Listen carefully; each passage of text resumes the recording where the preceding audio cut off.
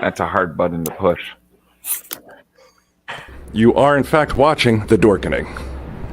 You're watching The Dorkening. Stay tuned. For all the geek news everywhere. Dorkening. And this is The Dorkening. Trust me, I'm smarter than these guys. Because The Dorkening is the best and most educational entertainment and information source that the Trauma team knows of. It's the best. The Dorkening.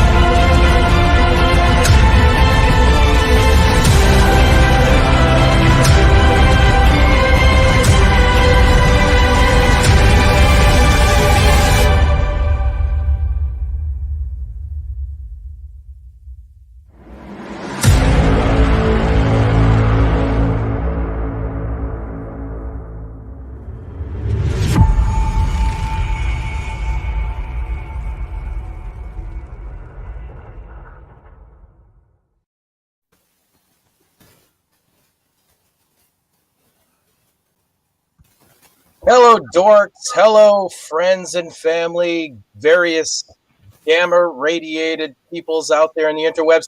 You're looking at this face and you're like, where's my Leo? What is it? What has been done to my Leo? And I have some news for you. He's not here today, but my name is Parasite Steve, aka Steve Van Sanson. I am a host of the Retro Reductibus podcast. We are on the Dorkening. We are just happy to be involved with this awesome network, and I am happy to be here tonight because Leo had something to do, and I am standing in his stead. So I'm going to do my very best to run this show for you guys tonight. So this is Splash Pages. As you know, we are here talking She-Hulk. This is part 2 of Splash Pages She-Hulk comic versus the She-Hulk show. And tonight we're going to be talking all about the Dan Slott run of the comic. So before we get into the discussion of the evening, I would like to introduce to you your normal hosts, the guys you actually want to hear talk and actually, like, you know, you're used to their. My face is so shocking. You're like, I don't know what to do with this. But this guy, you know, Mr. Velvet Joker, Rich Davis. How's it going, buddy? It's me. It's great to be here once again. Rich Davis, aka Velvet Joker, the Throwback King, here on the award-winning Splash Pages every Tuesday night, coming to you at 8 o'clock. Here we are, in the place to be. Going to talk to you about some She-Hulk. We got our buddy Steve Van Samson subbing in for Leo tonight, and the regular crew is here. Where's the crew? Where are they at? Are they up? Are they down? Wait, Drew. Hello, Drew. Oh, where is my Leo gone? Oh, where? Oh, it's Steve's here. I'm sorry. Sorry about that. Hi, everyone. We're talking about Dan Slott She-Hulk. As Rich said, we've got Steve being our fill-in Leo, our fake Leo, our Theo. I'm not good with names, but we're excited to be here. I'm pumped. But then, so is the next guy. Which that? God damn it! The next one. Oh, Hey, look, ladies vital and information. Welcome. No, it's not vital. It's my cannabis card. Oh, Medical information. No, hey, welcome to Splash Pages. We're here. We're back. It's another week. She-Hulk has aired another episode, and we're going to talk about it. Heck yeah, we are. I don't have much, Steve. I'm sorry. Hey, that's okay. That's okay. You had a lot of energy. Like, I have to say, I was a little worried because, like, we usually have a commercial, and I get to share more during that. But your words kept going, so I had plenty of time. I'm gonna try my best. If I screw something up, you're just gonna have to send me hate mail, maybe poop grams, something terrible. Just So I have a question, Jeremy. Why did your photo look like a ginger version of Dante from Clerks? It does, doesn't it? It really does. Like, I'm not even supposed to be here today. like you know what? No, you look like that actor who was the manager from the Flight of the Conchords, Murray. I get a lot. Yeah, you're Murray Hewitt. Prisoned. The band Jermaine? everybody hates. Another weird thing. Like Nickelback, the guy from Nickelback, I get a lot. You are handsomer than that Especially guy. when I have longer hair. Have more self-esteem than that, Jar Jar. Come on. I like Nickelback. I'm sorry. He's just an objectively ugly man. I mean, there's yeah. You don't want to know. So I would stick with the Clerks guy. I look like him. No. Stick with the Clerks guy. No. You're not even supposed to do today, but this is how you remind us of that. Yeah. So, See, I would have gone. You just kind of look like an off-brand Weasley. That's what I would have said. Oh well, I also got a lot of Malachi back in the day when I was younger. That sucked a lot. So we're here. We're here to talk She-Hulk, obviously. So we got some comments. So I'm going to try to be as good of a Leo as I possibly can, and try to keep up with the comments as well. Sean Curtis is here. He says he was a fan since he was a kid, big Hulk fan. Hey, Sean, how's it going, buddy? And Super Retro Throwback Reviews is in the house. Says, good evening, guys. Good evening, Super Retro Throwback Reviews. Hello. Thanks for hanging up. Oh, Sergio. Yes, Facebook user. My name is Sergio. Well, that's great. Good for you, Sergio. I appreciate that you told us. Welcome to Splash Pages, buddy. We're hanging out. Howdy ho. So we're here to talk about Christmas poops and various other difficult things that we don't necessarily want to talk about. Some things may involve twerking, divisive things like twerking scenes. So we have seen one more episode. Why are those divisive scenes? I'm so confused. I have no idea. No, Steve, before we get into She-Hulk, teaser. Now, hold on. Did anybody recognize? Oh, I'm sorry. Go ahead, Rich. Have a few things happened this week in the news, perhaps, that we should discuss? Oh, yes. Right. News. Okay. Good, that's right. You guys do news. Well, all right. So let's do news.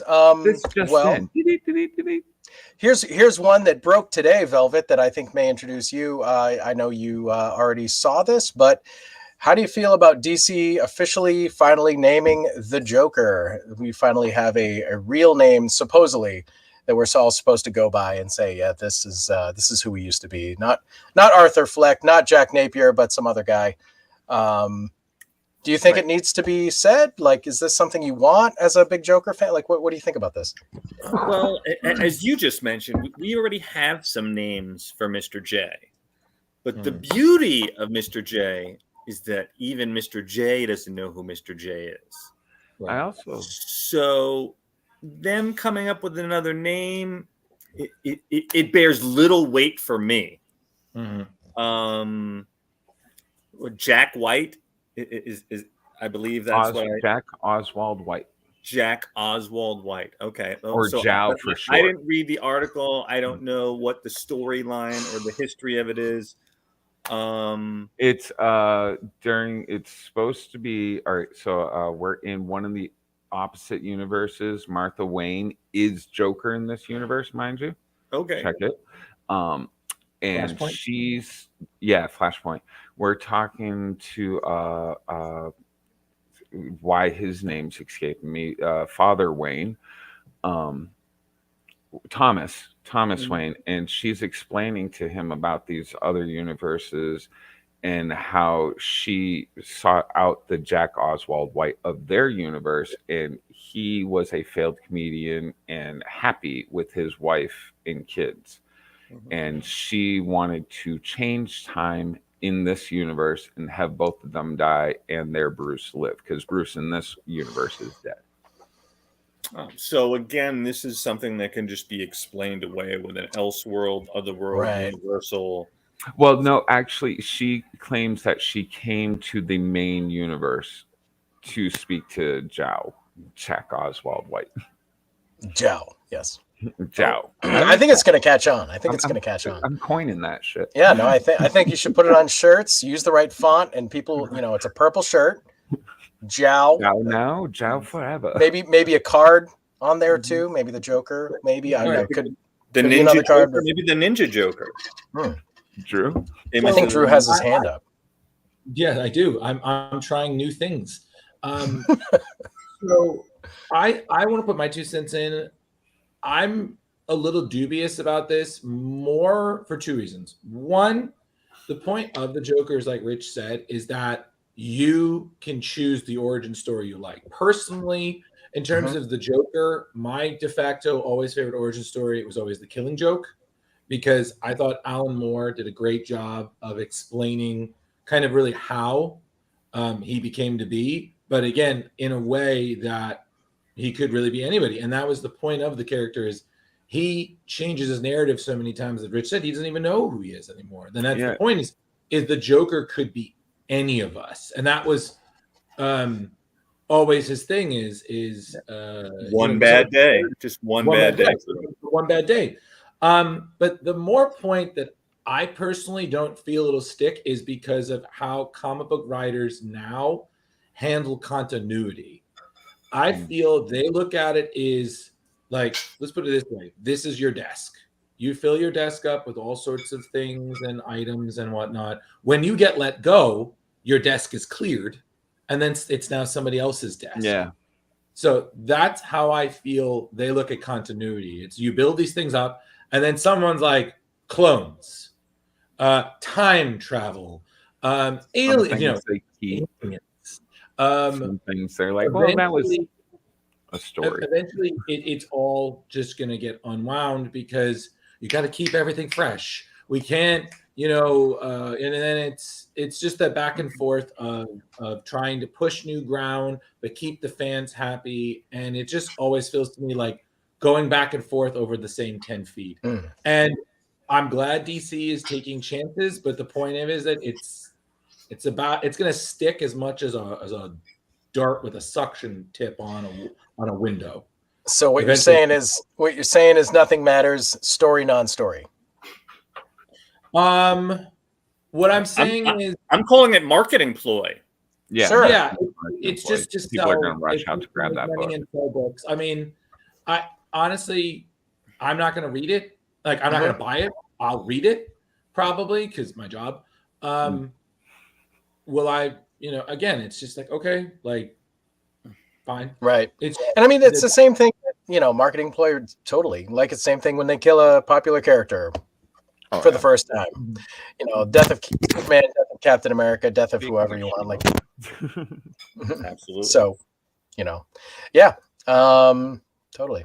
So general consensus is no major impact. No, nobody's skirt has been blown up. Been under the belief too that there were multiple Jokers throughout the universes. Or universe. The whole 3 Jokers storyline. Yeah. Yeah. Okay, so not gonna really make that much of an impact. I'm pretty ambivalent. Not much of a DC reader these days. I pretty much I'm a Green Lantern guy more than anything, but that's I'm with Rich, and I want the mystery. I think a lot of stories are better when you don't know them. And then you can wonder about them. And just like Darth Vader, like we didn't need to know Anakin. We didn't need that. It's fine. You can like it. It's fine. But like, did we need it though? Did it make Darth Vader cooler to know Anakin was a whiny bitch? Like it didn't. It didn't. Like, you can like him, but just saying. Sometimes less is dark side. Falls in line. It's the magician's conundrum, Steve. You like the trick, but when you learn how to do it, the mystery. Right. All you want to know. You want to know how it's done. To that man behind the curtain. Yeah, you want to know so bad how it's done, and then it's the second you learn, it's not cool anymore. Yeah. Exactly. So totally. That's really what it is. Good point. But there always will be great Joker stories, and maybe this will stick. Maybe it'll fade. Maybe it'll find an audience. Comics are like that these days. We really don't know what's. But again, the rule of thumb is if it makes money, they'll keep it up. So, right. Totally. Yeah. Cool. Speaking of if it makes money, they'll keep it up. The opposite tends to be true as well. So we had word this week that Taika Waititi is not returning for the next Thor movie, whenever that is. If it ever exists, who knows? Supposedly due to poor reception of Thor: Love and Thunder. So I know Velvet hasn't seen Love and Thunder yet and is not looking for a bunch of spoilers. Jar Jar, you got something to say? How do you feel about this, man? That man is doing so many projects. I can understand him giving up the Thor thing, being like, you know what? He's got like two or three TV shows going right now. Yeah, absolutely. Like he had fun with Thor. Why not pass it on to the next guy? I mean, that's always been what's fun about comic books is you get each person's interpretation as it goes on.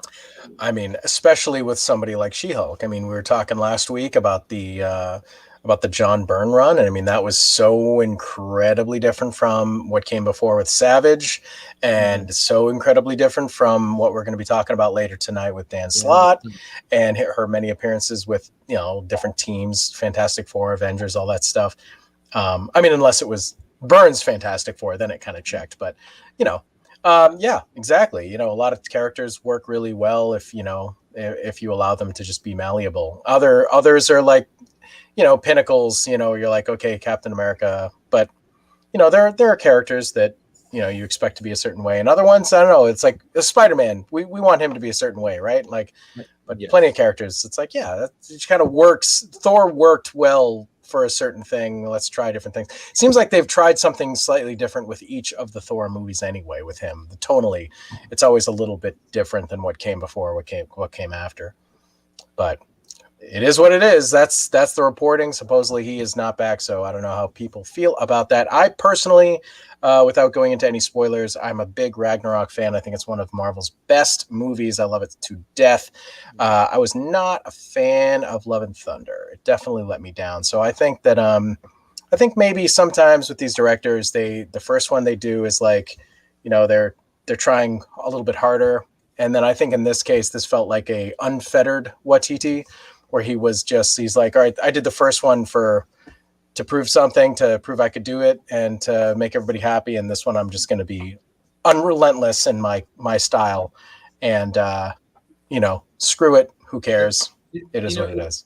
What it kind of reminds me of what you're describing, kind of like what Tim Burton did with Batman. Like the first one is very much a Batman movie, but if you see more see some Tim Burton flair, and then Batman Returns is a Batman movie, very clearly Tim Burton movie, and people were like, okay, this is a little too much, Tim. Right? And then like nipples on the batsuit, and then I had fun with Tim.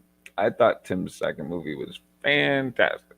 Oh, I agree. I did too, but I see what you're saying, Drew. I mean that one is much more unrelenting Burton. It's just unfiltered. And he's like, he murders people now with like a crazy smile on his face. He's the Joker now. Like, I agree with Sean's little comment. I don't know if you guys can see that on the side. He says, I want to see movies of Marvel or DC superheroes that don't get as much shine or none at all. I actually prefer the way Marvel's doing, and I hope they continue with this, where they just release TV series and then Yeah. save the movies for like teams or something like that. Some Big kind of event. like, yeah. They are doing a great job. It is interesting having not seen Love and Thunder, and I did see an article a day or two ago. They were saying that James Gunn was kind of throwing shade at Taika Waititi without saying his name, that he got lazy. But now it's all coming together in my head because I wasn't aware of anything else. I wasn't aware of that some people were unhappy with his performance. But like you said, he's busy with other projects, so I don't think it's any skin off his back. Oh, for sure. And listen, everything is a learning experience. Right. I think what he does and what we do in the shadows, I mean, he's knocking it out of the park. It's hilarious every episode. I So cannot. it's not like he's lacking talent suddenly. Rich, I 100% like tell people all the time, if you want a great show, that you don't need to watch the movie. Not really. Which is also really great. Also great. It is indeed. What we do in the shows every week, I'm thoroughly impressed. Like, I just watched the latest episode. No spoilers. I'm a couple episodes behind. Jeremy, listen, the latest episode has a celebrity cameo that is so fucking funny. And Dude, it's I literally didn't 5 know minutes. that the Baron there. I just found out the Baron is the same guy that plays It's Doug Jones, yeah. Yeah, dude, I had no idea. His performance I didn't realize is that. so different than anything else he's done. He's so good. He really is. He If is you need a skinny, weird for real. Play a creature, Doug Jones is your guy. I mean, He was him riding on the golden not retriever recognizable. that breathes Oh, fire. that's Fucking hilarious. And if you happen to be in the New England area, Granite State Comic Con in a week and a half, Doug Jones is going to be there. I might. He is so pleasant. Doug Jones is going to be there, and so is Kevin Eastman. I'm going to be in Virginia this week. Yeah, you're going to be at the Tidewater Horror Con. That's not this coming weekend. That's the 16th, 17th, I believe. But like, I'm going to be dead by next weekend. I got like 12-hour drives. And again, with Taika Waititi, I liked his Thor. I'm still going to see Love and Thunder because I always believe you should make up your own opinion. You shouldn't just judge it upon the opinions of others, Absolutely. unless a movie is just so slammed. I mean, I'm going to see Morbius eventually. I'm going to see it eventually. Okay, I didn't do Venom 2. I didn't do Venom 2 yet either, but I will. Me neither. Or Black Widow. Steve, I'm warning you. Please have booze while you watch it. I did when I watched it. It's Morbin time. Morbius? when it is indeed Morbin time. Sean Curtis in the chat room. He's just blown it up, which we appreciate, Sean. Thank you so much for all the comments. He's asking, what do we think of Titans on TV? I have never seen Titans. I only recently got HBO, so the show that I started with of the DC shows was Doom Patrol, and I've been having a lot of fun with that. So I'm almost at the end of season 2 with Doom Patrol, but Titans, what do you guys think? I think we're on the 3rd season, I believe we've had. We are. And I think that the first 2 seasons were stronger than the 3rd. Some decent. I mean, it's kind of CW-ish. I felt like the little first CW-ish. season was good, but like I felt like they were relying too much on the shock value of things. Like, dropping Like that F-bomb in the trailer. Yeah, like, come on. like That is just try hard that's stuff. cool. That's You can swear, but like amateur hour, right? Oh, fuck Batman. Oh, But, like- look what I can do. I'm sorry, but someone did a great edit of that. Is after he said that, they queued up "Wake Me Up Inside" by Evanescence, and I was like, "Well, this actually really works." It was so funny because he's like, "Fuck Batman," and then Amy Lee just comes in. I'm like, "Okay, this I approve." Like, hands down, fitting this Nice. AC-teen Nice. drama, darkness. I was like, working. This works. So- for Daredevil, this can work. All for- right, so, but you guys think thumbs up for Doom Patrol? Yeah, Doom Patrol was You like Doom Patrol? great. So, what did you guys think? It's green. Let's just stick with it. Did you see the Swamp Thing one that was like super short? Yeah. How was that? Great. It was all right. I would definitely I liked left you wanting more because like Blue Devil. I was like, are you fucking kidding me? As a horror fan, I thoroughly appreciated it, and I definitely agree with Jeremy. It definitely left me wanting more. Like for me, I've always gravitated to the weird comics. Like when Doom Patrol came out, and I found out they're following Grant Morrison's run, and it is just off the rails. I'm like, this is fine. This is just embracing the weird, both hands open, take me now, and the wheel at the same time.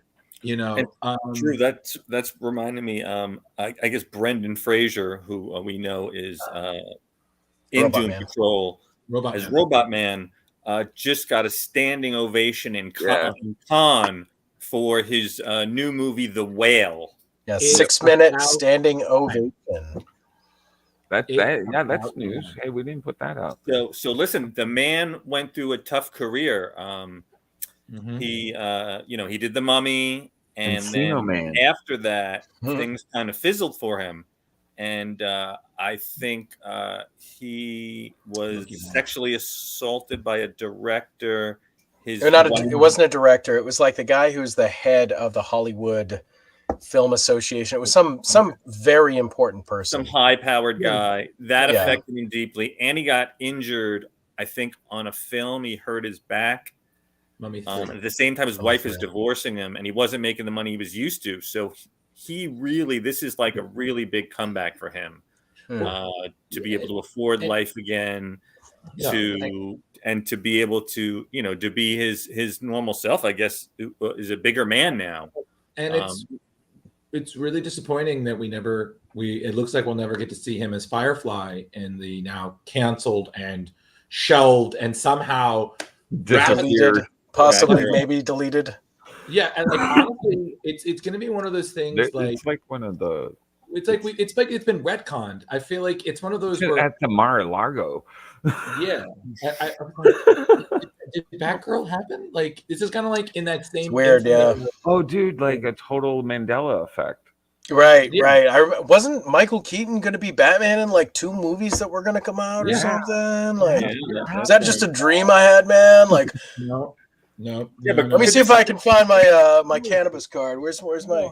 Is there any chance that this whole Batgirl thing though is a marketing ploy that they wanted to get all this like negative thing like they did? No, I think they just something happened behind the scenes and they just hit the brakes.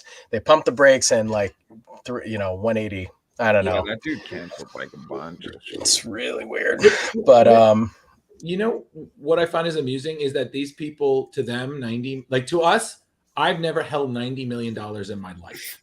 Like, to them, they're like, you haven't? Yeah, I listen. I know with all of this, you'd think so.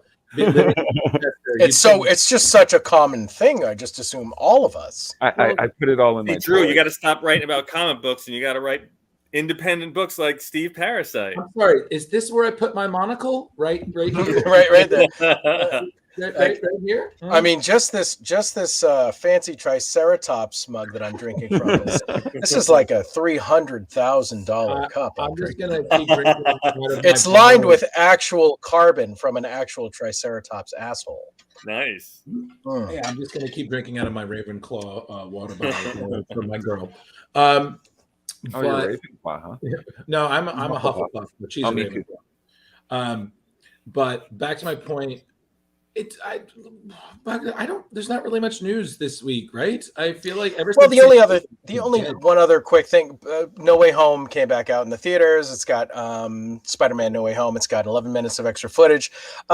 Basically, everybody's saying. For super fans, it's there.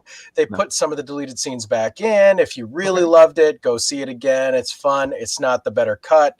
I haven't heard one person say that it was the better cut of the movie, which makes sense, right? I mean, very rarely are director's cuts truly better. It happens. The one I always go to is Alien. I think the Alien director's cut, it added one scene back. It's a better movie. I hate to say it, but the Snyder cut was way better than the original. Oh, I think that's a pretty That's a good point. It's pretty unique circumstance, pretty different than most times. But this, it's just a matter of a few deleted scenes were edited back in, so it breaks down to be about 11 minutes of extra footage. Apparently, has a different deleted scene, ending credit scene or something. But cut was better. that is true. They added the Coolio subplot back. Ooh. Oh. Yeah, it was better. It was. You're right. I would agree with that. So, all right. If anybody has anything to say in Spider-Man, no. Nobody cares. I'm ready to cry again, Steve. No, I love the movie, but I'm not going to pay to see it again. I did see it 2 or 3 times at the theater. I think I saw it twice. I saw the Batman 3 times, which makes no sense. I'm much more of a Marvel guy, but Steve, that's 9 hours. I know it's weird. I got bullied into the third one like hard, and I just caved. And I've met you in person. I find it hard someone can bully you because you don't like. You don't understand, everybody. I did love the movie. He's very confident. He's very authoritative, and he's very take charge and very bald, extremely bald. He's got a good goatee, good baldness, good head for baldness. Luckily, very, very take chief, and it's one of those where he's one of the few people, I will say this, that because I know I can be a lot, he reels me in. I'm like, yes, sir. He's the lead singer of Anthrax. Yeah, and it's Scottian. It's just so funny because he told me, he's like, dial it back, Drew. I'm like, yes, sir. And he's like, I'm not mean. Like, you're hilarious. Never said that. I've never said that. So before we reel it in, Drew, and get on to the topic at hand, for God's sakes, let's. So one more quick comment from Sean Curtis. Says he wants to see different versions of Venom movies. I think that is a must. We need. It's fine. Like, you can be a fan of Tom Hardy's Venom movies, no problem. Firstly, I'm not gonna decry anybody for liking anything really, unless it's like real Nazis. I mean, dude, like a movie. You love Jar Jar, it's fine. Hey, I have a cool story about Jar Jar. You want to hear it real quick? Sure. So on our podcast, the Retro Octopus Cephala podcast, we a couple of years ago we had on shameless plug. We had on Terrell Whitlatch, who is the concept artist for all of the creatures in Phantom Menace, and she actually designed Jar Jar. Like, she did like hundreds of sketches, and she was like literally the one who designed Jar Jar. And I am not a fan of Jar Jar, but I do actually kind of come to the defense of the character, because I think that the way people treated Ahmed Best was disgusting and terrible and awful, and absolutely like reprehensible, and it makes me hate being a Star Wars fan. And also, I know that my girl Terrell Whitlatch, who is just a gem of a human being and talented beyond all reason as a character designer, she also handled all the like when they put the original movies out with the new footage, the special editions, like where they redid the dewback, and they added like that scene in A New Hope with the stormtrooper on the dewback. Like she handled all of that. I think. Oh, I love her. She's the best. He loves those original versions. Oh, me too. Oh yeah. Oh, I hate the special editions. The dewback looks great though. That dewback never looked better. Yeah. That dewback was money. But anyway, so just a quick aside. So I still believe that I started the whole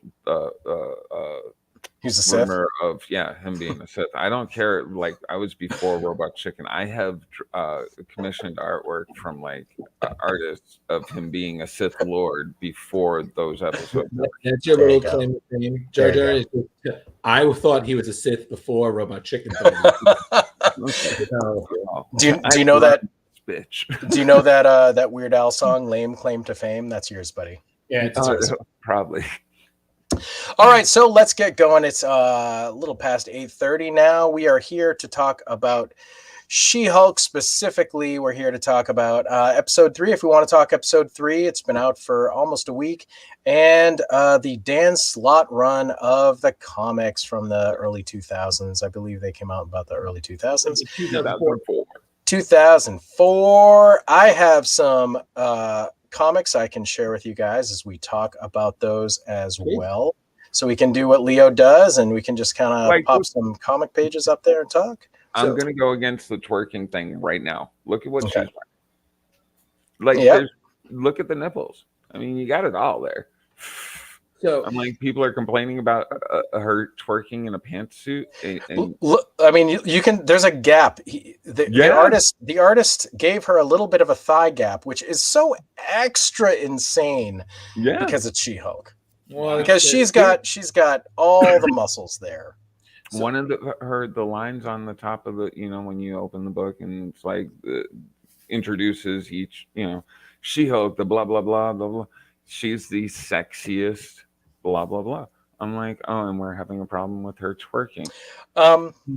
So we can get that out of the way. You want to start with the episode, and we'll. I mean, it's like we might as well, and then we can get into the book, because I have to Yeah. say, reading the book, I saw so much more of that in the show, and that made me happy. Like, because I didn't even realize that one guy, hey, here's the basket with the Pug.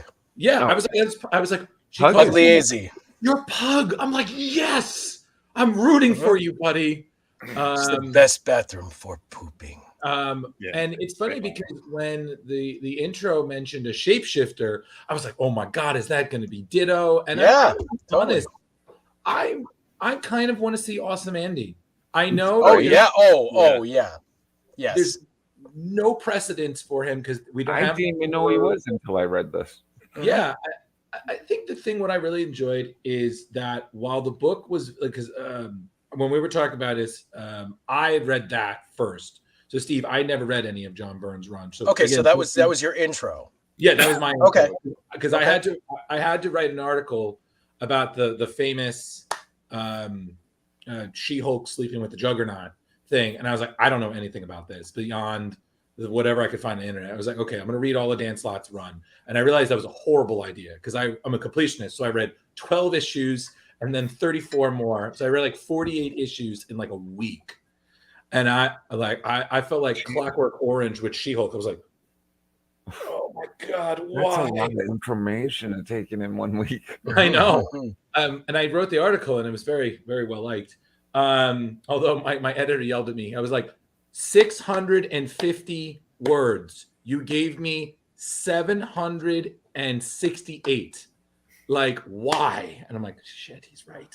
So I spent like another hour fixing it. But my point being is, I liked this side of it because I did love Cosmic Journey. Steve, I'm still hoping Henry Cavill is Razorback. That's my campaign every day. That's my campaign now.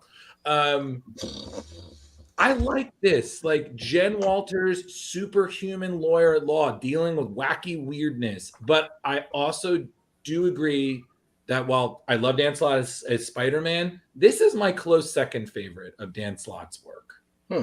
I thought he did a great job.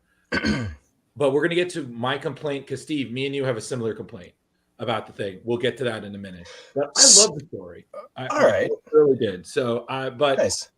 I saw a lot of that in the show, especially in the third episode. I was like, yes, because I remember when we talked about it, I was having a little disconnect issue, but now I'm feeling like okay, now like it clicked. I'm like, okay. I'm getting into this now. So that's the trial of Emil Blonsky. So I mean that was the whole major subject matter, or at least the main storyline. Right. That was the A story. And this episode had a really great B story, it turned out. Like, I loved the B story, too. I loved them both. I think it was the first time that the episode... So I still feel like the first episode is my favorite, and I know not everybody's going to agree with that, but I really did enjoy that first episode a lot. I love the stuff with her and Bruce. But this is the first time that I felt like the show feels like it's found a format that could work going forward, because the first two episodes were very different from each other and very different from this. But this feels like, okay... And we're here now. This is how it could work. I don't know if they're going to keep doing it, but I hope they do. I like the idea of episodic things that are going to be wrapped up in that, and that's the B story. But then the A story might take a couple episodes to wrap up, or it might come back around later. Obviously, we're going to see Titania again later. That was just a weird, brief introduction to her. But so I'll just to answer sort of what Drew was saying. So I read the first 6 issues of the Dan Slott stuff literally today. So I had never read Dan Slott before. Leo just asked me to be on the show yesterday, so I was like scrambling to do some homework. And I, as a big, obviously we covered it last week, I'm a big Byrne fan, so that was my introduction to the character. And after, I will say, after reading the first 8 Byrne and the first 6 Slott, I am far and away more a fan of the Byrne stuff. However, this is the comic to base the show on by far. 100%. The Byrne stuff is so out there. It just wouldn't work. It's just too insane. People are already complaining about little things. It's like, oh well, yeah. And there are certain things that work better as a comic book. Just period. I mean, Alan Moore said that every time somebody made a movie out of one of his comic books. There's nothing wrong. It doesn't need to be adapted. It works in the media that it was created in, and that's okay. It doesn't need, not everything needs to be a movie to be a success. It's a success already. But yeah, it was really neat seeing Pug, and it was neat seeing, like you said,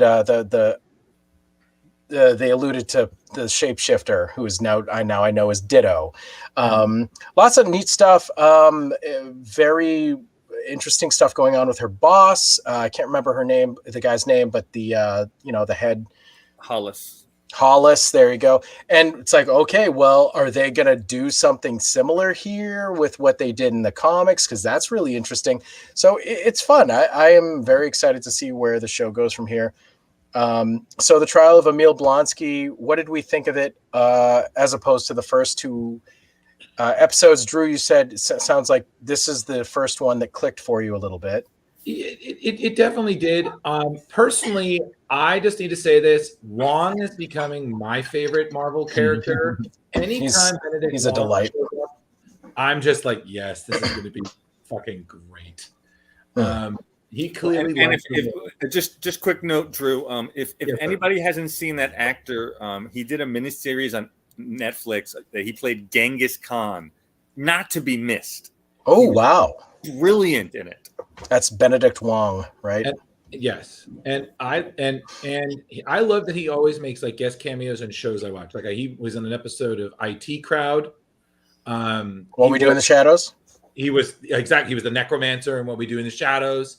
I just love seeing him pop up, and he's just always such a delight. He was in he was the headmaster in Deadly Class.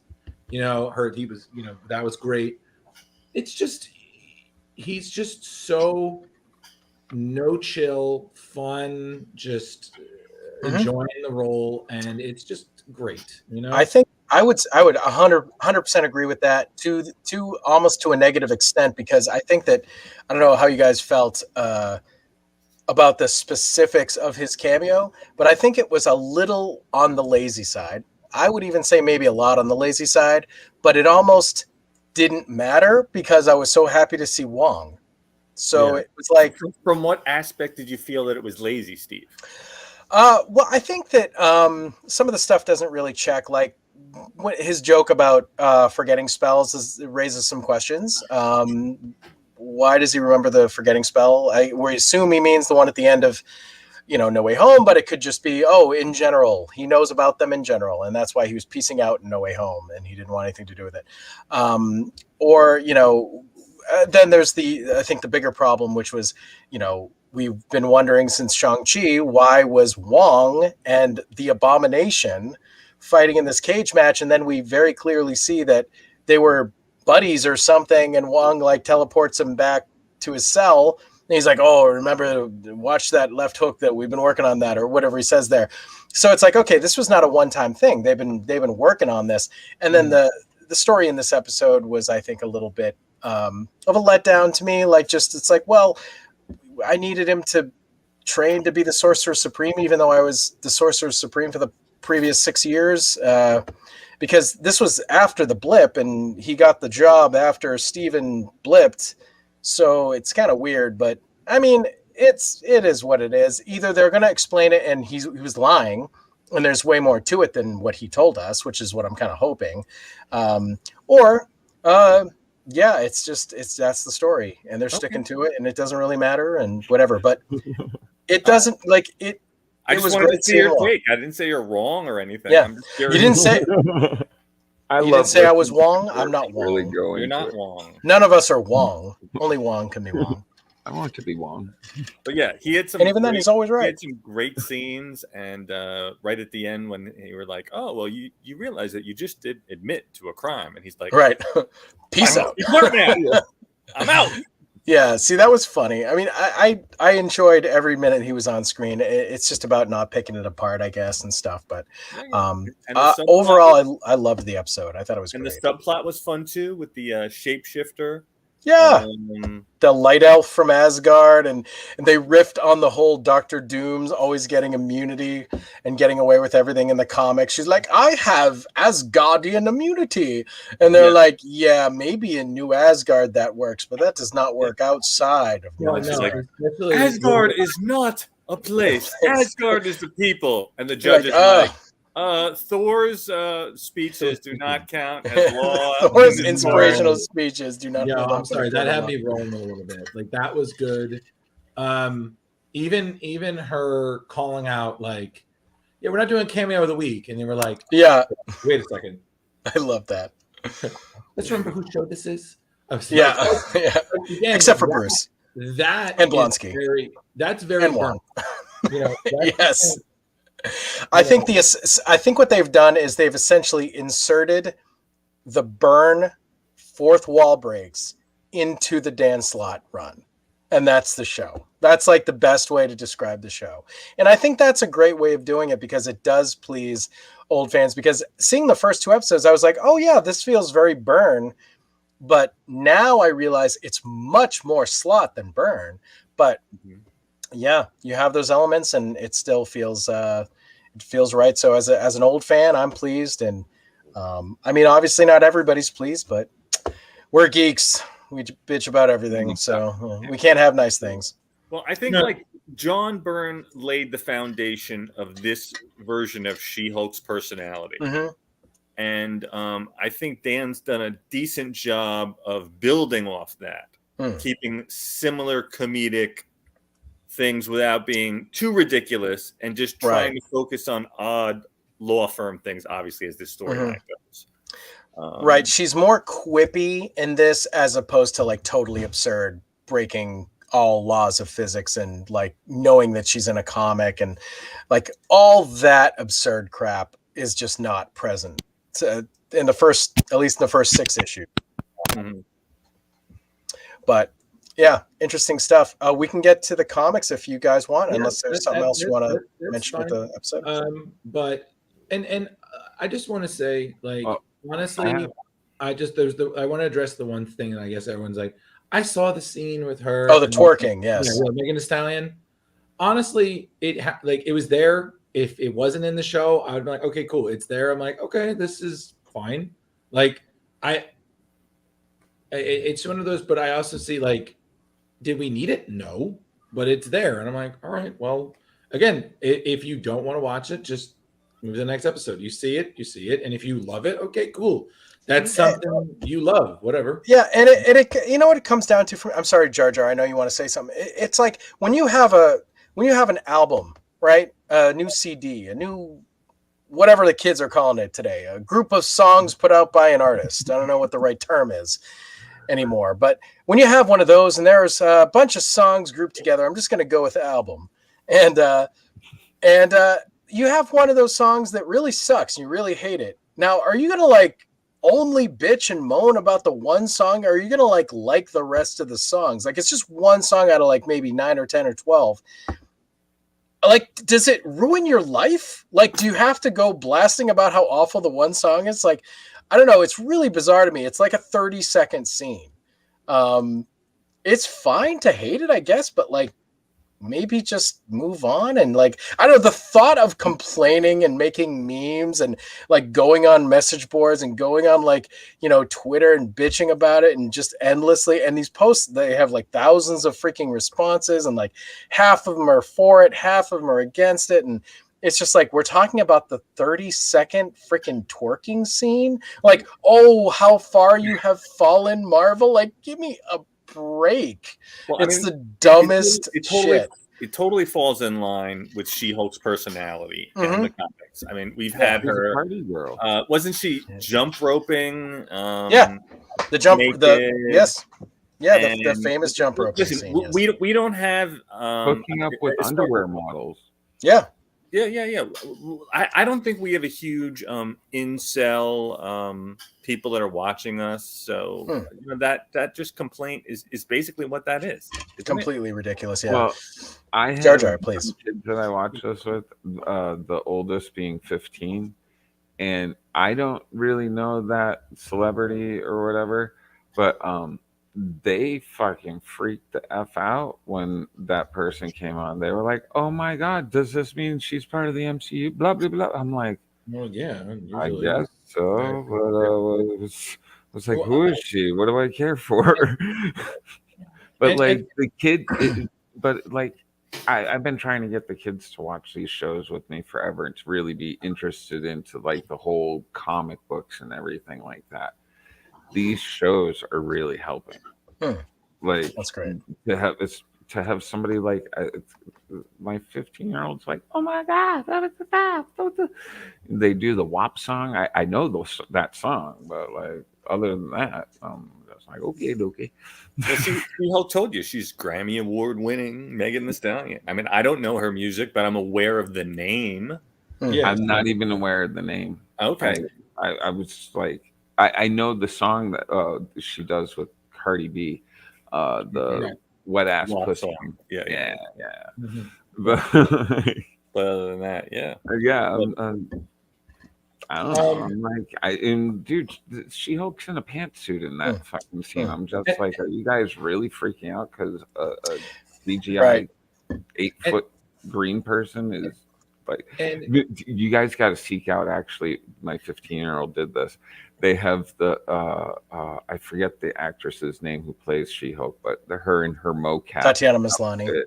dancing with the other lady, doing the whole twerking thing. Oh, like wearing the mocap suit. Yeah. So What's funny. what's mocap? I'm sorry, I've been hearing that It's a lot. motion capture. It's like when Oh, they okay. do for video games and stuff and CGI. Yeah. Got it. So they have the performance from the actor. It's how they do any CGI character, like Gollum or Yeah. Right. Caesar from the Planet of the Apes movies. If you see or anybody who's the Hulk, anybody who's CG, they look ridiculous.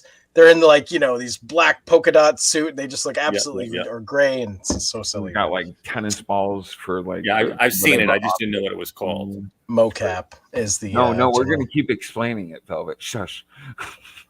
But I mean, I just want to say, like, to all the people out there, to anybody who's ever had the thought that, because I've seen this so much online, like, so you're telling me she complains in the first episode saying she's got such a hard life, way harder than Bruce, because she gets catcalled sometimes, but here she is twerking.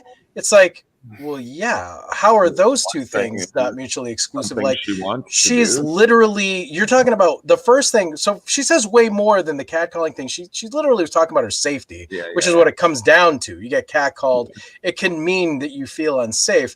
But anyway, the second thing is she was in her own office with a woman in a non-sexualized way. Clearly, she's just a big fan of this person, just having a good time goofing off. That's all it is. She wasn't. I mean, it's like as if they think they've made this big point. It's like they think they made this point where the first thing she's complaining about getting attention from guys, and the second one she's doing that, and that makes her a hypocrite or something. It's like, no, she's not trying to get attention from guys. And the second thing, you morons, she's just in her office having fun with a friend. That's so incredibly not the same thing. Girls actually do that too. Yeah, girls can like have fun and do shit, and like it's totally fine. It doesn't all have to be about how we perceive them and how we are attracted or not. It's like not always that about makes me feel funny in my hoo-ha. No, your Jeremy's hoo-ha feels a little funny. So I just wanted to say that. I think that's really ridiculous. But yeah, anyway, it's a very quick scene, and you can definitely skip it if you really, really hate it that much. But so anyway, so Blonsky, I think just briefly before we move on to the comics, we're not really talking about Blonsky too much, but he was a very different Blonsky than we saw him before he's more hippie, more of a Yeah. hippie Blonsky. He looks I quite love Jim aged, Ross. I'd say. Aged. And I would it say kind of aged. makes sense, but it's also like, I don't know. I feel like sometimes, and this is my criticism to Marvel, and I think we've discussed this on the show. I know I've voiced this. I'm still kind of annoyed because I feel like Marvel constantly will go the comedy route with their characters instead of getting. But at the same time, comic books are easy to write a character who's still deep rooted in their rage after all this time and whatnot. When you think about it in real time, like, man, it's been like over 10 years. Like, if you're still mad, then go to therapy, Yeah, dude. he's Like, been working on it. He's You been know what that absolutely makes me think of when the Scorpion showed up in the Dan Slott run. oh my god, yeah. And he's just like, J. Jonah Jameson did this to me. I'm like, you are still only complaining about being stuck in the suit. That was like 63 or something. Like, Yeah. come on. There must be more to you than this. Oh yeah. Like, but I think that's the thing that I really enjoyed about She-Hulk is, Dan covered so many different topics and it was great. But My Steve, favorite. I have no problem sharing this. The one criticism I do have was the artwork. The artist, Dan gave him a lot, and I just feel like it was very basic. I agree Nothing with really you. hot. Like you get the covers that are done. That's Ross's work, right? The cover. No, that's Mike Mayhew. Oh my god, it looks like Ross. But like, anyways, they're amazing covers, and then you open it up, and it's like bubble pop art. Yeah, Juan Bobillo. Juan Bobillo is the penciler, and boy, do I agree with you. I can do, but yeah. So, but it's and we talked about this, and then like Paul Pelletier shows up, who I've seen. He's done a lot of DC stuff. He did, I think, the later half of New 52's Aquaman that Jeff Parker did. His stuff is very dynamic and it's very detailed. It has a kind of cartoony edge. Like this, it's just, I mean, sometimes it worked, but then sometimes I'm like, this should really she just looked like weird, very basic. Yeah, she really has. I think my wife said it best was she said, "What's with the baby face and the baby hands?" And I think that really sums it up for me. I mean, she really has this very perfectly round baby face, and yeah, there are some really questionable anatomical shots of her. There are like her hands look like so wrong in a few of the pages. We're gonna get there. You guys can see what I'm doing, right? Yes. Oh, yeah. Okay. Yeah. I did enjoy this. The storyline starts off interesting, where She-Hulk is kind of out of control. She's going out every night. She's partying after being a lawyer all day. And at the same time, she's an Avenger, and she's living in Avengers Mansion, and she's bringing different guys home to Avengers every night, and she's driving poor Jarvis up the wall. Yes. So I mean, that's an interesting story just to start. Yeah. So Dan was definitely here we have Jarvis, and I loved this actually. She's like kind of helping him with the chores in the same way that she was helping her dad at the end of episode 2. I was kind of getting those vibes. I don't know if that's really what they were kind of mirroring or not, but that's kind of cool. Yeah, and that's again like what I really loved were these small moments. Like Dan is very good with small moments. Like I loved anytime Jarvis was there because it was just hilarious, especially when she brings her coworker and the Avengers system attached, and he shows up. He's got a pot on his head. And that's great. That's later on. Yes. Yeah. For hose bushy and metal. Yeah, I love that. Yeah. It's just, and again, like I said, and the other thing that was great is that the show is very big that they want She-Hulk, not Jen Walters, but in the book, it's the reverse. They want Jen Walters, not She-Hulk. The firm. Also right. That, like Jen in the show, Jen wants to just be a lawyer, and in this, Jen wants to be She-Hulk. Yeah. Correct. They flip it. Switched it. Yes. Yeah. And And in this is a scene. I mean, this is very early in there, and Yeah. I mean, she's waking up the morning after. She's dating this Yeah. supermodel guy The briefly. underwear model. actually. Underwear model, yep. And she wakes up and she's accidentally reverted back to Jen, which did happen in the first episode. Can't do that. yeah. And so she's like, "Oh crap! I'm gonna turn back before he notices." And when she does, she pops him off. She pops him off the bed, and she says, "Oh, sorry about that. Involuntary muscle spasm." Yep.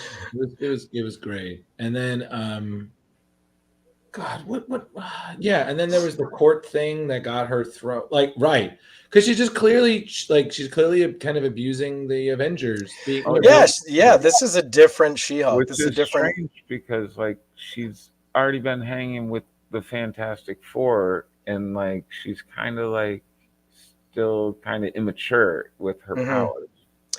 Yeah, this is a very devil may care, sort of shirking her responsibilities, not taking anything sort of seriously because she's so used to everything being so easy. Yeah. I think she's had it easy for too long at this point and has forgotten kind of the point of having powers. And she's also forgotten that Jen Walters can do things that She-Hulk cannot do. Yeah. She's just absolutely sure that being She-Hulk all the time is the right thing to do. And everybody wants her to be that, and everything is better. And who could possibly give a shit about Jen? And she learns that's just wrong. And I think that she's probably becoming a little bit insufferable. Certainly to Jarvis, but you're getting that tension from Captain America too. And and also on top of it, we're seeing a She-Hulk at a completely different point in her career, and she addresses that. She dealt with being manipulated by the Scarlet Witch during Avengers Disassembled. She had a period where she thought she was going to be stuck as She-Hulk forever, and which they later address. That happened in the original Fantastic Four run that John did. I actually really appreciated that about this comic. They really referenced a lot of past moments with Dan Slott really did his research. Right. Which is interesting too, because if you think, again, going back to the show, when she's addressing Bruce, she's talking about his 10 years of trauma, but in the comic now, she's had the decades worth of trauma. Yeah. And it's just, again, like the whole thing was great, and it set it up so well. Nothing to me here felt rushed. Everything moved at a good pace. I feel like you didn't even need to read She-Hulk to understand what was going on. And to me, that's just good comics. You don't need to read the continuity. It helps. Like our awareness because of our exposure to John Byrne. We're like, oh, okay, we get it. But I noticed there wasn't really a lot of her breaking the fourth wall, which is very clear. I don't think it happened once. At least not in the first 6 issues anyway. No. It's very clearly a Byrne thing, and other comic people did adopt it. I do know I've seen it, but this was just, this is Dan's interpretation. Which, right, for sure. Totally So I think this is interesting too. Just talking about what we're looking at on screen here with this MODOK fight. This is what sort of replaced the 2-second Titania appearance at the end of episode 1, where she was in the middle of a case and then Titania bursts in, throws a desk at the jury, and She-Hulk steps in, saves them, punches her, and then it's declared a mistrial because they said that the jury would be biased towards her because she saved their life. And so then she gets fired, and then she gets hired at the other law firm, the GLK&H, which just looks like Glick every time I read it. And it's like Glick is what I say in my head. But in the actual comics, what happened was she was in the middle of the court case, which we saw over here. And then she gets a call from Captain America and her little Avenger earpiece here. And she's like, oh, sorry, I got to go. It just takes precedence. And the judges and the other attorney is pissed. And the judge is like, no, it's fine. I'll allow it. It's good, And then the next page, she's literally in space fighting MODOK and Blizzard, the D-lister from Iron Man, Blizzard. And I love her line over here where she she's trying to remember his name. She says, it's one of Iron Man's loser villains. What is it? Snowflake, Freezer Burn, Chili Willy. He's like, the Blizzard. I'm the Blizzard, you cow. It was great. But the same thing happens. She goes back to Earth, and the other firm declares a mistrial because they say that she influenced the jury because she saved Earth, and they're on Earth. and like, don't forget, she also destroyed the color cop in her photocopying her butt. No, she did that. Yes, and it's like that could have been it was a color copy. It was yeah, that was over here. I have to say, my favorite part about this whole series. This is one of the hand pictures that I really, really hated. Look at her hand down there in the bottom. Right? Oh, wow! Oh, come on, man! Like, wow. You're a professional artist. What's going on? Yeah, you can. Some people can't do feet. Some people can't do hands. Yeah, apparently. But I think the other thing, and I really loved, and I don't know, Jeremy, if this is what you were going to address. I love this idea that basically not only do Marvel Comics exist in Marvel Comics, but technically it can be used in court. Like, I'm actually. Oh yes, so that's good to bring up. I'm thinking of pitching that as an article to Screen Rant, because that is just too fucking funny. Because Dan makes a great argument. The code that was a federal. The Comics Code of Authority. Yeah, that was a federal organization. So they're all federal with all the stamps. They're all federal documents, so they can report. We'll get there. We'll definitely get there to where you're talking about. That's what you were going to do. This was that color copier. Yeah, bit you mentioned where she was getting laid off. Just in general, she's too much of a liability, but also she broke the copier and she was photographing her ass. And she's like, "How do you know it was me? It could have been anyone. It was a color copier." Yeah, work in there, Disney. And then this scene was also very similar. She goes to the bar and goes to get a drink. What I loved about this version of it is Blizzard shows up and he attacks her, and she just is done. She's like, can I just buy you a drink? Do you want to just have a drink over this? Yeah, and they end up having a great time together. Yeah. He's like, okay, sure. And then he wants to keep seeing her, and she's like, oh Jesus, no. But then they do the thing where she turns back and is drunk because of her metabolism. Yeah. Same exact thing. And she tweets on them. Same exact thing. What's that, Jeremy? And wait, I was saying she's wasted. Wasted. Pretty cool. Love it. Very funny. I love that they stuck this close to this run. Very cool. And yeah, these covers are great. Like overall. Oh yeah, Mike did. They really are. I did like this shot of Wanda. She looks pretty cool, I have to say. As much as I'm not a fan of the artist, I thought Wanda looked good. I also love the Wasp giving her fashion advice. Yeah, pretty funny because people forget she was a model, So I was like, that's how nice. And then I think they even made us like, Jen is the only person who ever complained about dropping a size before going. I can't. But it's interesting because you think that Scarlet drop-in is for nothing, but you find out way later there actually is a reason for it, that they actually put that in with her casting the spell over Jen, so that no one can see her. Yep. Mm-hmm. If she's in danger as Jen, if anyone wants to harm She-Hulk, that actually comes into play. Oh, I haven't gotten there yet. Cool. At the end of the 12. This was a great character. Man. You guys, you mentioned him earlier. I love yeah, that's awesome. That's awesome, Andy. And for those that have not read the comics, so the Mad Thinker had these androids, and apparently this one gained sentience, and the law firm actually got him a job being kind of like a gopher, and he doesn't speak, he just writes onto that little tablet, but he is a great fun character that they added to the this ensemble cast. He's going to be like a Groot if they do put him out there on television. Yeah, I hope they do. I think he would be a great addition. I mean, I would love to see Razorback because he was such a Easily. great side character from the Burn era. But I do also accept that they're going for more Slott, but 90% Slott, 10% Burn. And I'm like I said, I'm okay with that. I think it does make sense. It's more filmable.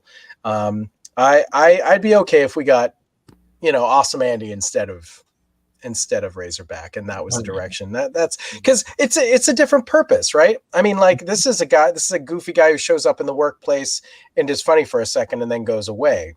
With Razorback, you're going to need to go on adventures. There's going to be a point. We got to go do something now. So it depends. It depends on what type of episode, what type of show they want to, make. And if we could see the scene where he just wants to go to see the Mets. And Yeah, right. Oh, that's later. That like, is. No, I don't know what that means. You gotta stay late tonight. You gotta Oh pull. my god, that was great. I felt so. And he gets home, and the guy recorded the Yankees. I was just like, Yeah. oh, Yeah, I was like, oh my god, my dad's a Mets fan, and I wanted to show that to him, being like, see, Dan, someone gets it. Not me, but somebody. Oh my god! But I love the small moments in She-Hulk. Like, there's one panel that, like, again, these one panels are beautiful. I remember this. I apologize for spoiling it. It's Howard the Duck suing George Lucas. Yeah, for the that was failure of his great. movie. So you're gonna have to Free tell me sequel. what issue that was. I'm not sure. I can't. Oh, I that's can't like remember. 7 or 8. It was definitely one of the Steve. It was definitely one of the Paul Pelletier issues because I remember it was crisp AF. I don't remember which one, but I just remember seeing that, and I was like, in that one image, I was like, I'm sorry, that's fantastic. Like, it was not fantastic. Issue 9 for that. Like, oh my god, Ben But- Grimm. I love that. but Ben. that, and I'm sorry, if any issue was evident that Dan Slott would do great as Spider-Man. That's a horrible Ben Grimm, though. Oh boy, is it Yeah. ever? That is the worst. That is the worst thing I've ever seen in my life. That looks more like an armadillo. I can't believe. I mean, honestly, it's really puzzle. just the face. The body looks fine. The rocks look fine. The hands, he's got it all. His That face face is is just like not okay rough, at yeah. all. His Beta Ray Bill is worse, I think, but that doesn't. Oh yeah, come that up was till- pretty horrible. I was like, "What the fuck is that?" That was horseable. That's what that was. Yeah, Damn. I mean, he literally just made him into a horse. It's like, no, he's supposed to be vaguely horse-like. I mean, come on, he's not a horse. like This was rough. I do want to try to find that panel with Awesome Andy that you were talking about where he was sad. We got sad Andy. That's a little bit later. This character, I can't remember her name.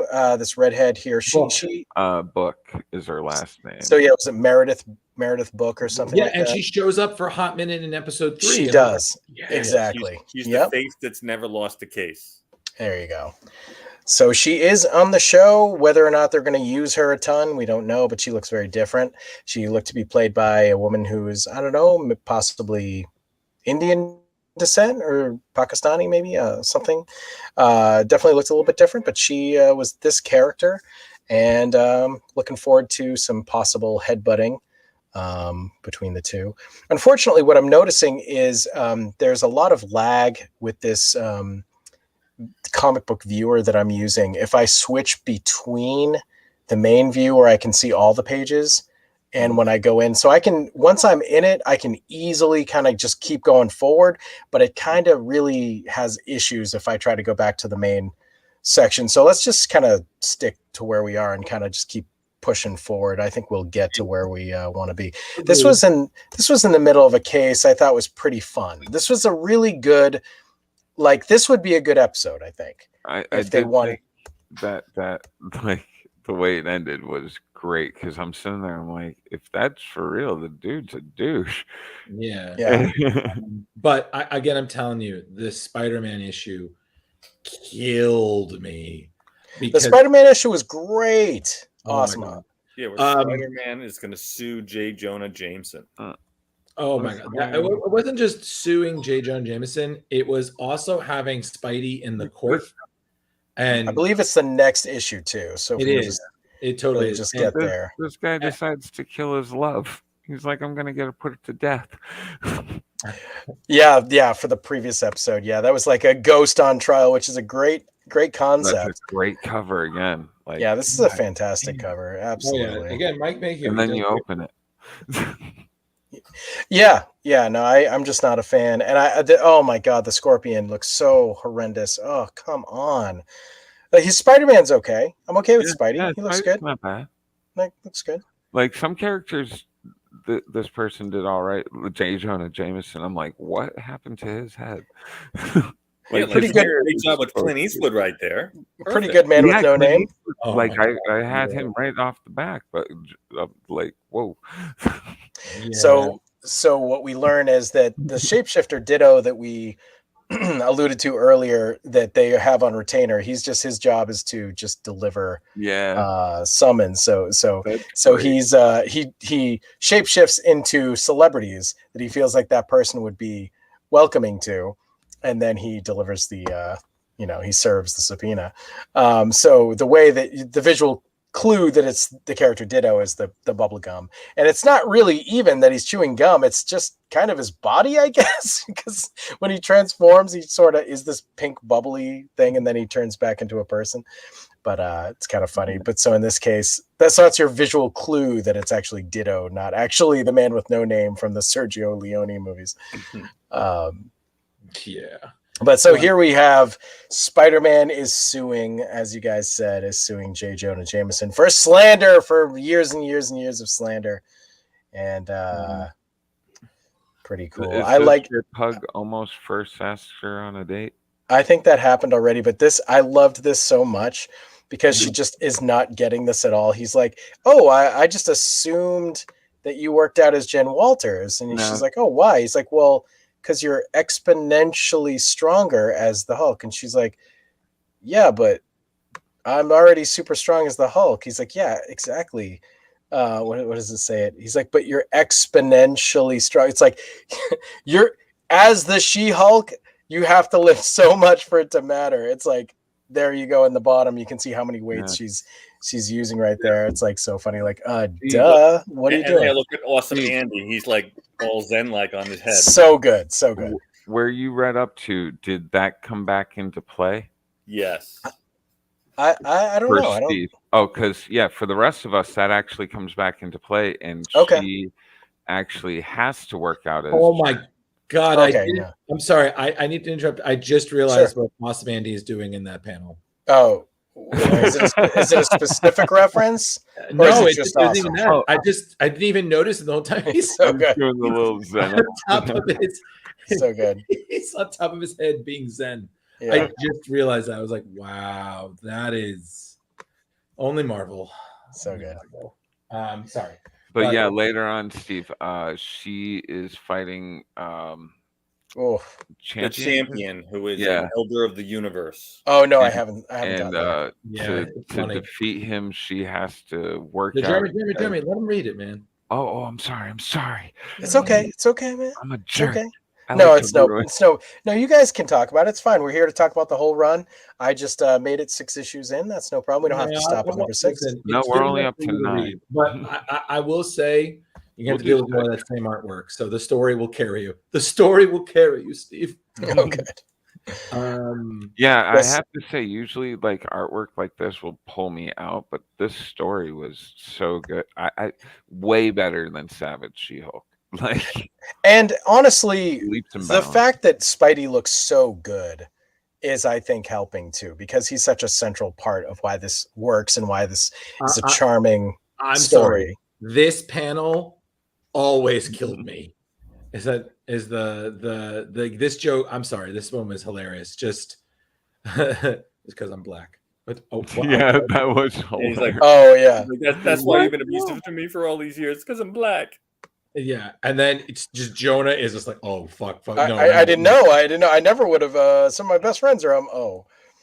Kidding. Sorry. I was just like, wow. Oh, Spidey, you card. You cut up. I was just like, I can't. Like, it's just so good. And then they And then again, the story just totally flips it because it's like, okay, you're gonna sue me. I'm gonna sue Peter. Yeah. Yeah, because he put Yeah, out some Pug false is- photos over Yeah. the years. Okay, Want some cheese with that one? Pug that a is bit of the a- dumpiest scorpion Yeah. that has ever dumped. Are you? I mean, come on. He's not a Look at stocky, grumpy slow-moving She-Hulk. tree. Look at She-Hulk. I know, but oh my god, his scorpion is so rough. Oh man, it's all coming back. Come on. I'm sorry. It's Iron Look, and Man. then look, he did Spidey great through the whole thing, and look at him there. Yeah. Oh yeah, whoa. What is he, a Muppet? Yeah, not a fan of the art in this book. It's okay. I get it. But it is what it is, you know. But yeah, it was a really fun issue. Really fun. Yeah, guys, as much as we're making fun of the art, this is not to be missed. This is a great story. Dan crafted this great story with funny things about the law and comic books and just comedic wonderfulness. And you know, it's a bummer because I don't know if you guys read this, but they said that the writing team said they were all really big Spider-Man fans and they really, really, really wanted to get Spider-Man onto the show, Tom Holland, and to have him be a part of the show in some way. And they just were not able to work a deal out, you know, or whatever. Obviously, things are weird. It's because Sony and all that stuff. Everybody knows all that. But yeah, this makes me really wish that they had, because you could have just literally filmed this one amazing episode, had it be Tom Holland, and we just got all this stuff with Jameson in the last movie. It literally would have been the perfect timing to do it. Hilarious. It would have been so good. So such a bummer that didn't work out, but this was a great issue for sure. And I love how she just convinces the Scorpion to like kind of stop and just let the trial continue because it's better for him. Jameson will pay more if he loses. Logic, man. It's great. Yeah. Like she's learning that like she doesn't have to smash everything. Right. Well, this is a story of growth for sure. Exactly. Oh, see, here's our buddy Ditto down here in like mid transformation. He kind of just looks like he's bubblegum. Yeah. Just whenever he's mid transform, and then you see him on the right, and that's when he's taken his form, his human form. But yeah. He started off as Mary Jane, and then he's been served. Yes. So Spidey bad drawing Peter Parker either. Like, right. Decent. Yeah, kind of decent. Yeah. But at the end, him and Jameson with the chicken suits. I was like, oh yeah, that was good. Don't say my name. I'm J. Jonah Jameson. He really over. This is far from over. That law firm hasn't heard the last from me, or my name isn't J. Jonah Jameson. It's 100%. Oh my god, that chicken suit's terrifying. I just again, I know it's sad, you know, that Paul clearly was crushing on Jen and she just kept going for John Jameson, but they still worked and it was cute. Yeah, and honestly, it's a thing. I've seen this before when they make the audience clearly sympathize with a character, but instead of presenting the third wheel to the triangle, being like a heel that we clearly don't like, thus making the decision all the more obvious that we're like, yes, we reaffirm our original thought that the sympathetic guy that we're supposed to like is the correct choice here. Sometimes they make the other person really likable too. And John Jameson is super likable, and he's great with Jen, and he makes a lot of sense, and they both have powers, and they have history and all this stuff. And it's like, oh yeah, I get it. Pug has a crush on Jen, but I don't think she really notices him in that way in any way, shape, or form. But it is kind of the sad puppy dog thing. But who knows where it goes? I don't know. Yeah, Dan Slott working the CW. Dude, does before Pug the get CW. Well, I'm sorry, Jeremy. Oh, so here we have the second artist that we've mentioned as being we really liked him. Yeah, totally. I mean, look at it. The line work is great. Everybody looks stellar. Yeah. Yeah, this is more what I would expect.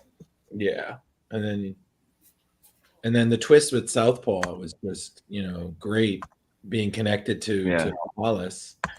Yeah, it was good stuff. Yeah, this right here is a great panel. I mean, it's Jen and John Jameson, and they're catching up on a date, and they're reminiscing over the first time they met back when he was Man Wolf and she was fighting him. And you see she's wearing her tattered Savage She-Hulk garb there, which makes me assume that this happened during the Savage She-Hulk, but I didn't read the Savage She-Hulk back in the day, so I don't know. Can any of you guys confirm that? I didn't make it that far. Can I confirm nor deny? Fair enough. Nope, can't confirm. This is a great scene. Also, she has this moment where a bunch of fans come up asking for an autograph, and she assumes it's for her, but it's actually John. Yeah. And she's like, "Oh, it's kind of funny. It's been so long since I've been out as Jen. It never occurs to me that they're not for me. It's like kind of funny."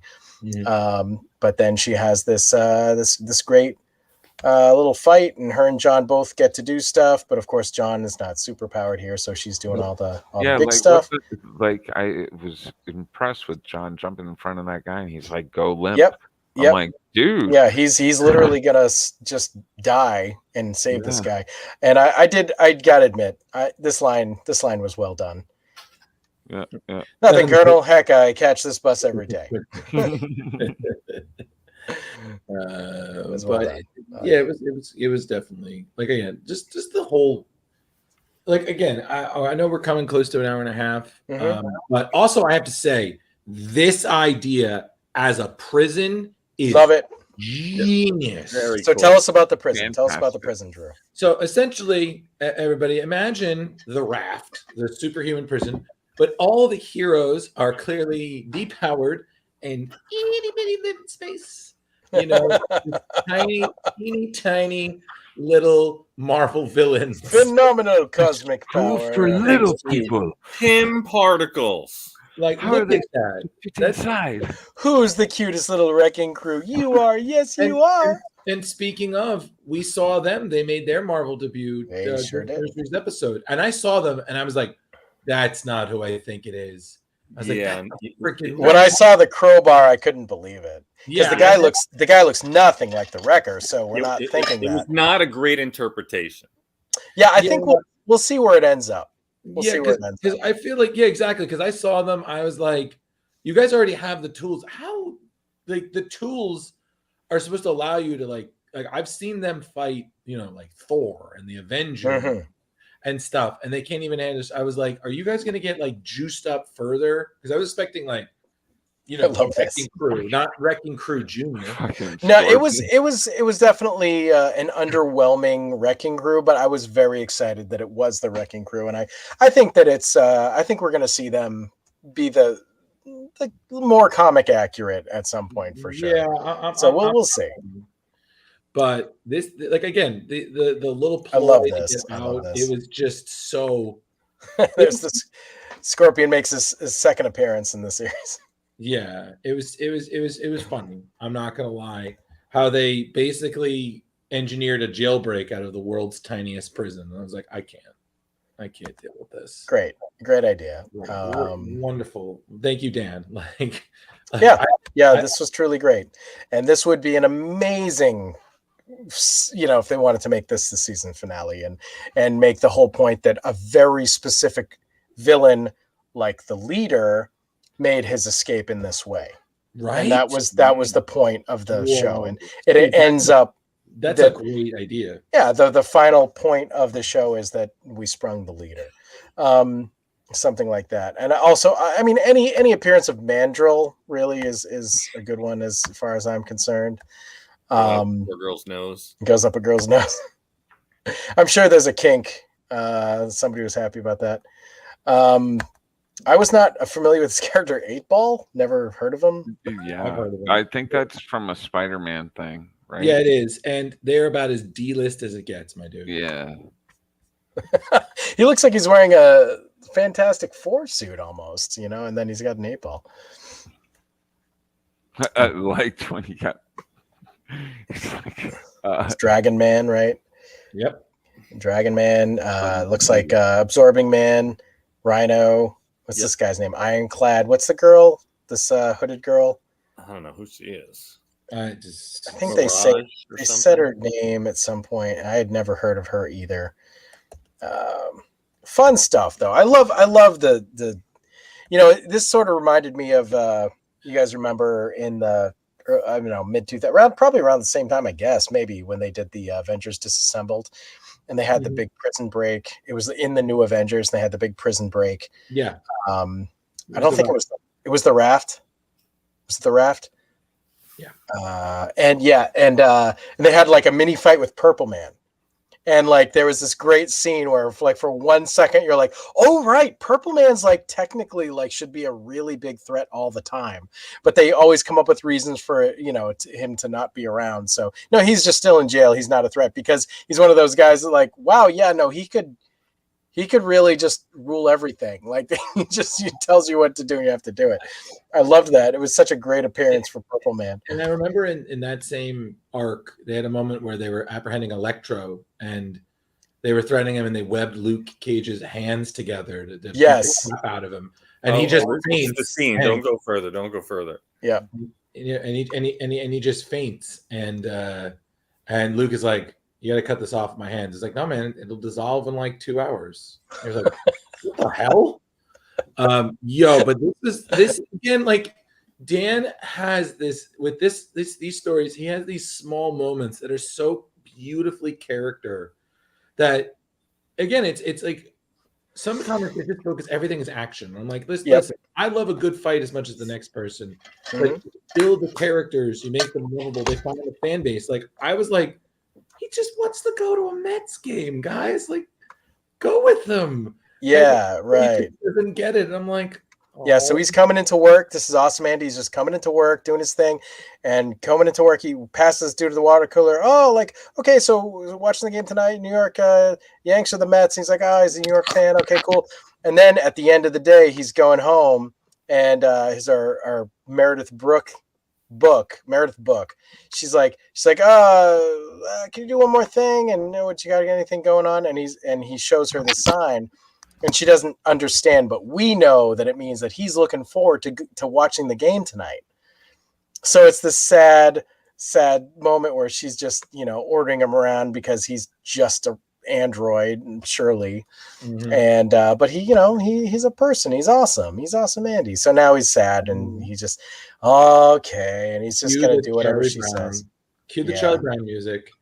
And like I said, like even if we just finish, because I don't want us to go further, because 6 issues is good, but it's just fun. That's what I love about She-Hulk. She-Hulk is a fun book, and it's just great to just read that and be like, there was a time when Marvel was fun, and Marvel still can be fun. Same with DC. It's just from time to time. I don't think they're making books like this anymore, and that's a shame. Now, Drew, with you being so familiar with Dan Slott, does he have other comedic runs, or was this it? Well, this was pretty good. I know that there were definitely some good guffaws in his arc of Mighty Avengers, especially because he got to do Amadeus Cho and Hercules together, and that's always good. I mean, them on an Avengers team, come on. But then Spider-Man was pretty big. Then he did his arc on the Fantastic Four, his run on Fantastic Four, which I believe came to the end recently, and now he's coming back to quote unquote put an end to the Spider-Verse. So that's going to be interesting. That's controversial.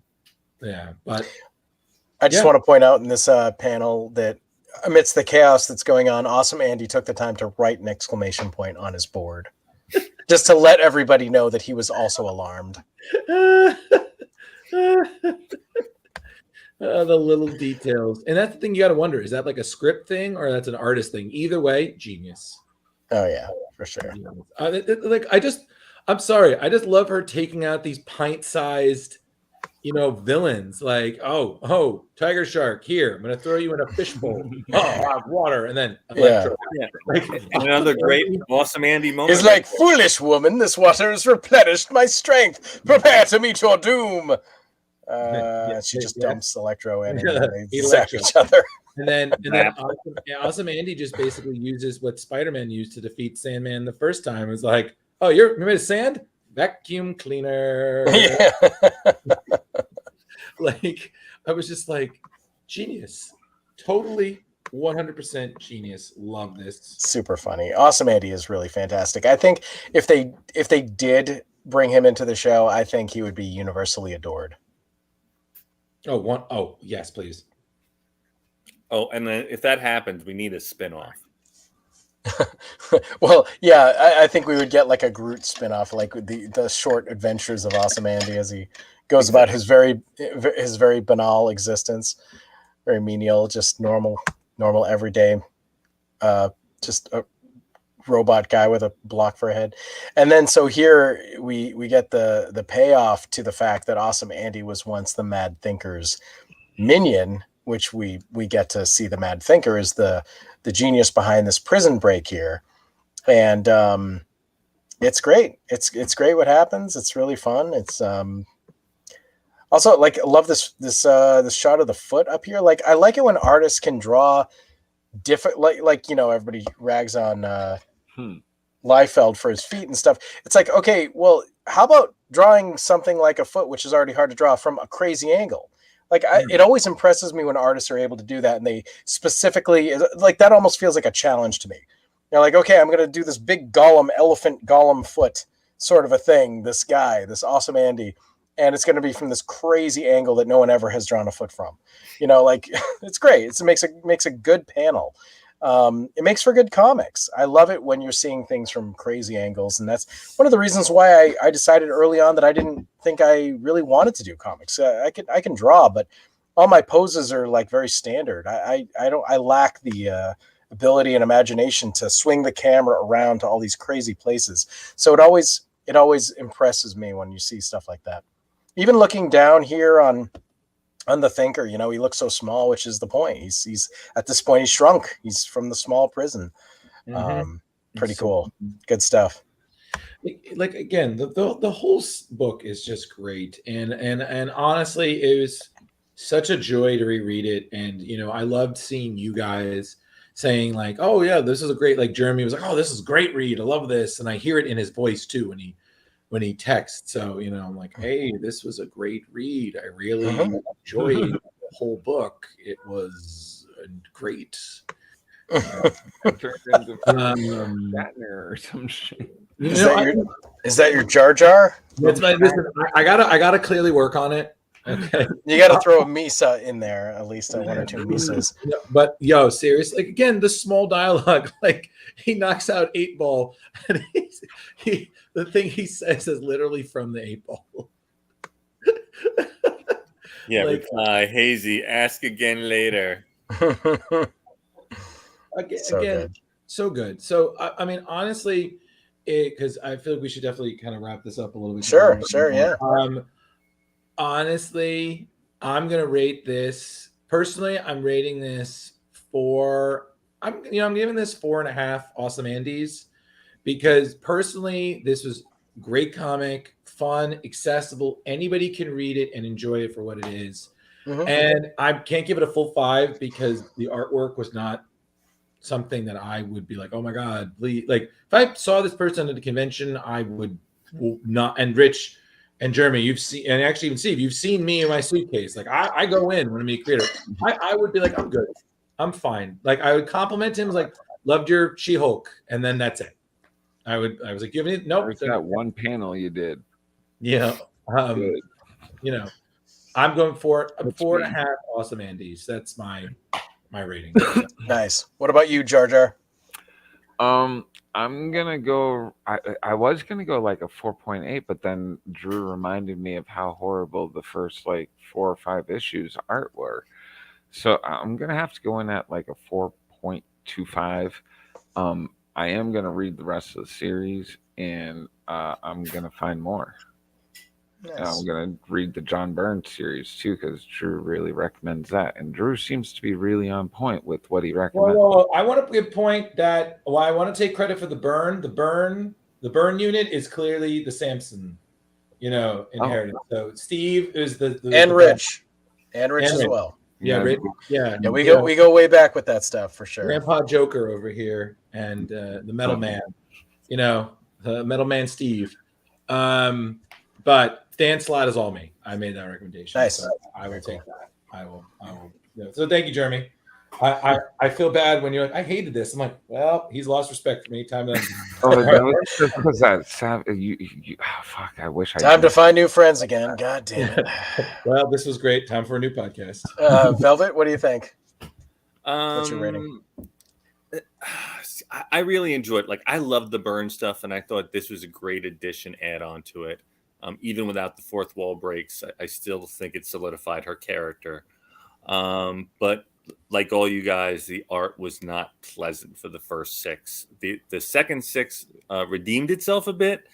So I'm gonna do 4 and a toid. I'm gonna add a toid because that first artist was a bit of a toid. Nice. I'll say 3.5. I only got 6 issues in, so 4 of those had really not my favorite artwork. Obviously, we've ragged enough on that, but I liked it. I would like to keep reading it, and I had fun. And I think that it did take about 2 issues before the series really got going, which is kind of funny because some people have said that with the show. And like I said earlier, even though I kind of like the first episode best so far, I see the format of the third being the format that they should go with. I hope that they do. So I'm looking forward to seeing the rest of the show. I hope that it continues to reflect elements of one and or the other, and also brings new stuff to the table, fitting, more with the MCU as it needs to, of course, as being a part of it. So without further ado, I guess we can kind of wrap it up and get out of here. Guys, do you generally do some final, hey, find me on the interwebs, sort of? None of us really like that, so that's okay. They've seen the show many times before. Oh, hold on. So you guys know where you can find me. You can find me where you can find me, here every Tuesday night on Splash Pages, an award-winning podcast. Everything Rich said. Find me. You know my links. You know where I am. I'm still very busy, so if you message me, the answer is no. I'll get to you eventually. And Jeremy's gone. We've lost Jeremy completely. But I will say, for those that have seen the show but not the Dan Slott run, I highly suggest you do it because it's very interwoven. I did it. I fixed it. And there he is. All right, I'm going to be at Tidewater this weekend for the 9th, 10th, and 11th, so I have to do this, okay, guys? I know you guys. What's Tidewater, Jeremy? Tidewater Horror Convention at the Wyndham Garden Hotel in Norfolk, Virginia. There's going to be AJ Stone, Tom Glenn, Nancy Ann Ritter, Tom Matthews, Andrei Evchenko, Michael Hargrove, Ken Foray, or is it Foray? I think it's Foray. I think it's Foray as well. And PJ Souls, Tony Moran, and more. Nice. Awesome. Okay, Jer. So I guess we'll be looking for some videos from you this weekend. And Box Comics. Nice. With the next. Well, guys, I'll say thanks for letting me come on and attempt to replace Leo for one night only. Limited engagement. Here it was. Hope I didn't screw up too bad, and hope you guys enjoyed the show. As for me, Steve Van Samson, you can find me. I'm on Facebook. I'm on Twitter. Look up Steve Van Samson. There is no P in Samson. I'm also on Twitter. You can also, I already said that. I'm also on Amazon. My books are on Amazon. I write books. I do this thing. So I have some horror books. If the concept of scary vampire books that take place in Africa in a post-apocalyptic environment sounds like fun for you, check out my books. I have a couple of them. I have The Bone Eater King, and I have the sequel Meridust. Also, The Mark of the Witchworm came out last year from Rough House Publishing, dark fantasy book. You can find it on roughhousepublishing.com and elsewhere on the web. But you know what? I have a new book coming out too, so I'm just going to plug that as well. Rich let me do it last week. I'm just going to do it again. I got a collection of my own short stories. It's called Black Honey and Other Unsavory Things, and that is also going to be released by Rough House Publishing, and we're going to be doing pre-orders within a month. They should be going online, so it's possible you may see me somewhere on the Dorkening, possibly promoting that as well. Or definitely on my show, which you should absolutely check out. Retro Redoctopus, please check us out. We have a fun show. We celebrate all the things that made growing up awesome. We do episodes on various topics. And this Thursday, in 2 days, we are going to be recording our brand new episode, which is all about how the fact that that cereals used to come with toys. We're calling it Free Toy Inside. So we're going to go through a bunch of like prizes that, you know, were famously in various cereals that we remember from our youth. And that's just the kind of show we do. We do weird stuff that we remember from when we were kids and all that good stuff. So, What a pitch. yeah, I you know, I do it. I do the pitch. Have you on again, Steve, when your new book's dropping. We'll have to have you on. We'll have to give you the full formal interview process. That would be wonderful. You know, Leo was kind enough last year when Mark of the Witchhorn came out. He was kind enough to have me let me take over. It was the Creator Spotlight, and we did the whole release party on Creator Spotlight. So, nice. Yeah, we'll see what happens. But yeah, maybe we can work something out. That'd be fun. Yeah, we'll help you. Yeah, yeah. But hey, we're good. It was fun talking She-Hulk with y'all. Do read the books. That's the wrong thing. See, I finally screwed up. I probably screwed up other times. I'll just put this up. She-Hulk Comic versus Show. I hope you guys enjoyed both weeks. It was fun being here. I will say thanks for filling in.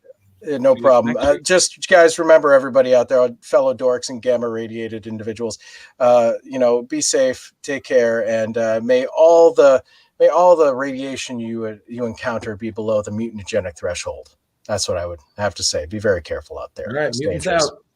Peace. Peace. Okay.